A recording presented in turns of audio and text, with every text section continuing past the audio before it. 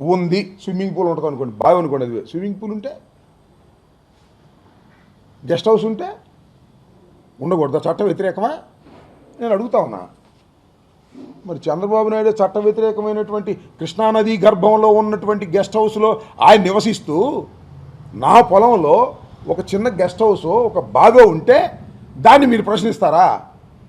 ఏంటి మీ ఉద్దేశం? అంటే అంబటి రాంబాబుని 18 రోజులు జైల్లో పెట్టినా వినలేదు, కేసులు పెట్టినా వినలేదు, దాడులు చేసినా వినలేదు, కాబట్టి ఈయన మీద ఈ రకంగా మనం డిపార్ట్మెంట్ను తీసుకెళ్ళి ఎక్కిచ్చేద్దాం, భయపడిపోతాడు అనుకుంటున్నారు. పిచ్చోళ్ళలాగా ఉన్నారు మీరు. చంద్రబాబు నాయుడికి లోకేష్ ఇంక పని పాట లేదనుకుంటా ఈ రాష్ట్రంలో. నా ఆస్తులు ఎక్కడున్నాయి, దానిలో ఏముంది అని రంధ్రాన్వేషణ చేసి ఏం చేస్తారు మీరు అడుగుతా ఉన్నా. ఇప్పుడు దాకా ఏం చేశారు, ఇంకా ముందు ఏం చేస్తారు? Yes, that is my land, లీగల్గా కొనుక్కున్నటువంటి ల్యాండ్. దానిలో ఒక చిన్న గెస్ట్ హౌస్, అది కూడా ఏంటి రేకులతో, నేను కట్టింది కూడా కాదు ఇది. నేను ఎవరి దగ్గర అయితే కొన్నానో వాళ్ళ దగ్గర ఆల్రెడీ ఉంది ఈ బావిను, దిగుడు బావి, వర్షపు నీళ్ళు నిలబడే బావి. అది చూపిస్తా, అది కూడా మళ్ళీ ప్రెస్ వాళ్ళందరికీ కూడా.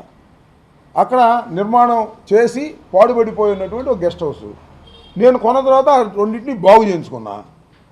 అదేదో పెద్ద నేరంలాగా వేల కోట్ల రూపాయలు, లక్షల కోట్ల రూపాయలు నేనేదో దోచేసినట్టుగా, what is this non sense?